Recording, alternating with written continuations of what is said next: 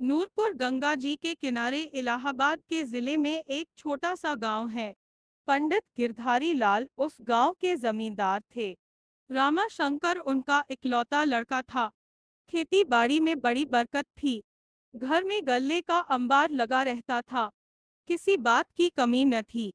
पंडित रामलाल का लड़का राम जियावन जात का ब्राह्मण था। किसी जमाने में उसके खानदान में भी लक्ष्मी देवी का राज था। लेकिन गदर में उनका खानदान तबाह हो गया। जब उसने होश संभाला तो वो यतीम था। पंडित गिरधारी लाल ने उसकी परवरिश की और बड़े होते ही अपने यहाँ प्यादों में नौकर रख लिया। राम जियावन बड़ा कसरती पहलवान था।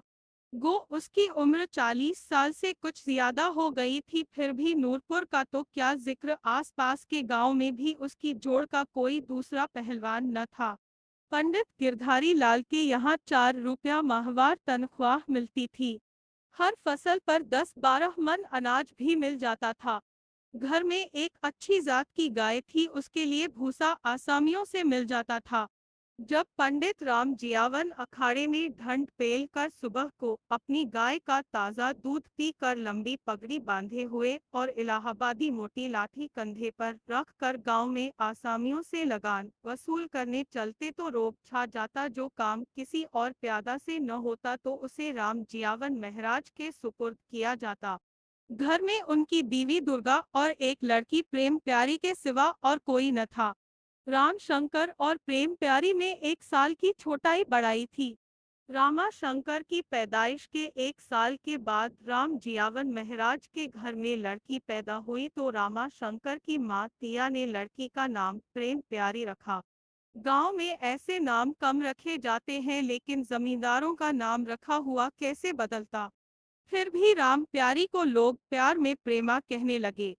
रामा शंकर और प्रेमा बचपन ही से एक जगह उठे बैठे, खेले कूदे और गुरुजी के यहाँ एक साथ पढ़े। भला उनमें मोहब्बत क्यों न होती। सुबह के वक्त खाक धूल में लथपथ होकर घरौंदे बनाना दोनों का एक निहायत पुरलुत्फ खेल था। नूरपुर के पुरफिजा मैदान में गंगा जी के किनारे गुड़ियों का मेला लगता तो गुड़ियां अपने ससुराल जाती। प्रेमा हाथ पाँव में मेहंदी रचाती, अपनी गुड़ियों को गहने कपड़े से सजाकर विदा करती। गंगा जी के किनारे जाती तो रामा भी साथ जाता और जब प्रेमा अपनी खूबसूरत गुड़ियों को पानी में फेंकती तो रामा अपनी खुश रंग नीम की छड़ी से प्रेमा की गुड़ियों को पीटता और खूब खुश होता। बारहा ऐसा इत्तेफाक हुआ कि खेल ही खेल में दोनों में लड़ाई हुई। कोसा काटा, मारा पीटा और फिर थोड़ी देर में मिलाप हो गया। प्रेमा के रूठने पर रामा उसकी दिलजोई करता और जब रामा बिगड़ता तो प्रेमा उसको मना लेती। उसी तरह हंसी खुशी में बचपन का खेल खत्म हो गया और दोनों ने बहार उम्र के सुहाने सब्जाजार में कदम रखा। पंडित गिरधारी लाल के एक चचेरे भाई गुलजारी लाल इलाहाबाद में वकील थे। उन्हीं के पास रामा को अंग्रेजी पढ़ने के लिए भेज दिया गया। इलाहाबाद जाने से पहले जब रामा प्रेमा से मिला तो प्रेमा ने कहा, रामा, देखो इलाहाबाद जाकर मुझे भूल न जाना। प्रेमा, तेरा किधर ख्याल है, मैं तुझे भूल सकता हूँ। मैं जब इलाहाबाद से आऊंगा तो तेरे लिए बड़ी अच्छी अच्छी चीजें लाऊंगा। इलाहाबाद से कब आओगे? महीने में एक मर्तबा जरूर आऊंगा। जब रामा रुखसत होने लगा तो उसने देखा कि प्रेमा की कनवल की सी आंखों में आंसू भर आए हैं। उसने कहा, प्रेमा तू रोती क्यों है? प्रेमा ने उसका कोई जवाब न दिया। उसने जल्दी से अपने आंचल से आंसू पोंछ डाले और बगैर कुछ कहे सुने अपने घर के अंदर भाग गई। रामा जब नूरपुर ऐसे छोटे गांव से निकलकर इलाहाबाद ऐसे बड़े शहर में पहुंचा तो उसकी आंखें खुल गईं। अपने चचा की आलीशान कोठी देखकर रामा की नजर में अपने नूरपुर वाले कच्चे मकान की वक़्त न रह गई। उसका इलाहाबाद में इतना जी लगा कि वो अरसा तक नूरपुर न गया।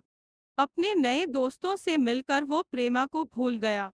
उसके चचा ने उसके लिए कोट पतलून और अंग्रेजी जूता बनवा दिया।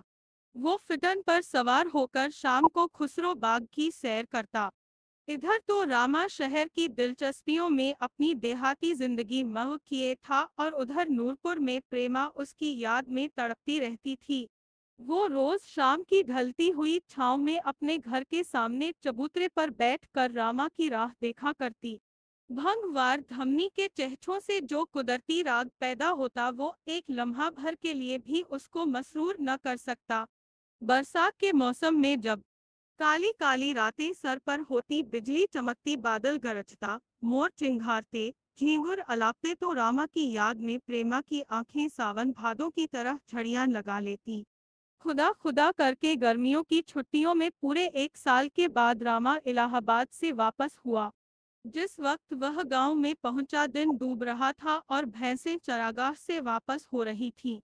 सूरज देवता की सुनहरी शुआओं में गायें रंगी हुई ऐसी मालूम होती थी जैसे गंगा जी में चमकते हुए तारे। ग्वाले बिरहा गाते हुए चले आ रहे थे। कहीं कहीं पर छोटे छोटे बच्चे मिट्टी में खेल रहे थे। गांव की बहुएं घड़े लिए गंगा जी से पानी भरने जा रही थीं। उनमें से एक शौक और चंचल औरत ने घूंघट की ओट से रामा को देखकर अपनी एक सहेली से कहा, परी, देख तो ये कौन कृष्णान का बच्चा आ गया है। उसकी सहेली ने गौर से रामा को देखकर कहा, ये तो रामा है, क्या तू नहीं जानती ये हमारे जमींदार का लड़का है। अरे ये वही रामा है जो धोती कुर्ता पहने गांव के लड़कों के साथ खेलता फिरता था। मैंने बिल्कुल नहीं पहचाना था, और पहचानती कैसे, आज तो ये अंग्रेजी कपड़े पहन कर आया है।